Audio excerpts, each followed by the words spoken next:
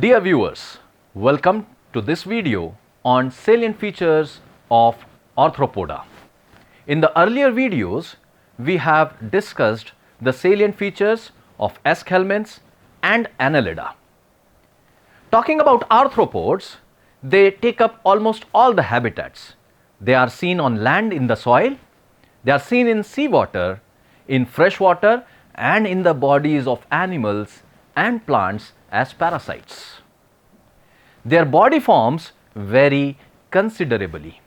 They have jointed legs. The body is segmented externally and it is divided into head, thorax and abdomen. The body wall of arthropods is covered with a thick, tough and non-living chitinous cuticle which forms the exoskeleton. Have you seen a crab or prawn ever? Or have you seen a beetle in the rainy season which is covered by a hard black covering? That is the chitinous cuticle which normally covers the body of arthropods.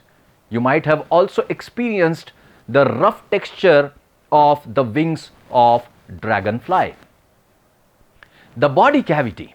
Now the arthropods, like annelids, have true coelom, but this true coelom is greatly reduced in case of adults. The body cavity in arthropods is called as haemocoel. This haemocoel is the cavity which is filled with haemolymph. The digestive tract is complete and the alimentary canal is divided into three regions: foregut, midgut and hindgut. The blood vascular system, unlike annelids, is open type. That means the blood does not flow in definite vessels. There are irregular spaces. These irregular spaces are called as lacunae or sinuses, which are filled with haemolymph. There is a range of respiratory organs which can be seen in the animals of phylum Arthropoda. The respiratory organs in phylum Arthropoda can be trachea, spiracles, book lungs, gills or even the general body surface. Similarly, there are different types of excretory organs as well. The excretory organs can be green glands or Malpighian tubules. In some forms, coxal glands are the excretory organs. The nervous system is not much developed in case of arthropods like the annelids, and therefore we would say that the nervous system is annelidan type.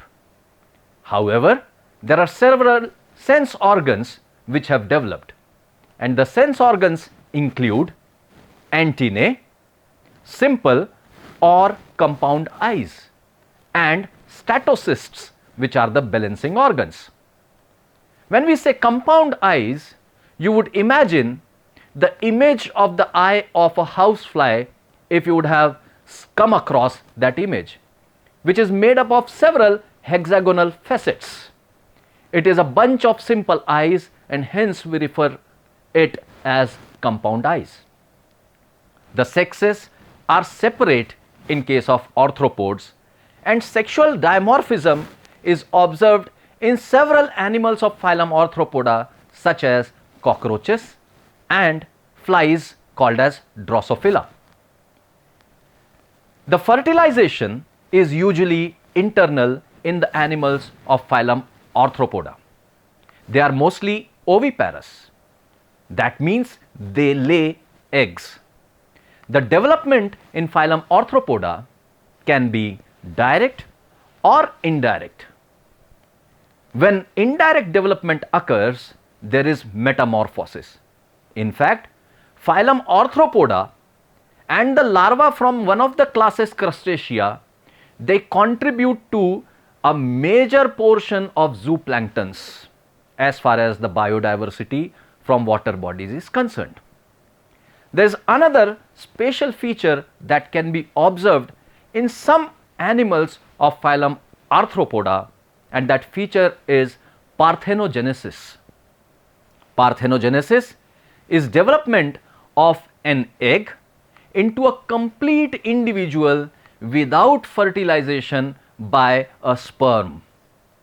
The development of honeybees, especially the drones, takes place by the phenomena of parthenogenesis.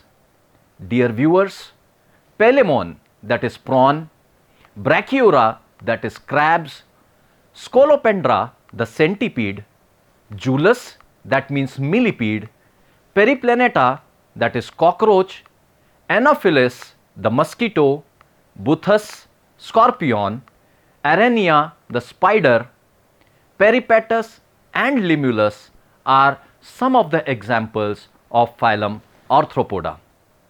Thank you very much for joining this video, and in the coming videos we will be talking about the characteristic features of phylum Mollusca and phylum Echinodermata. Thank you.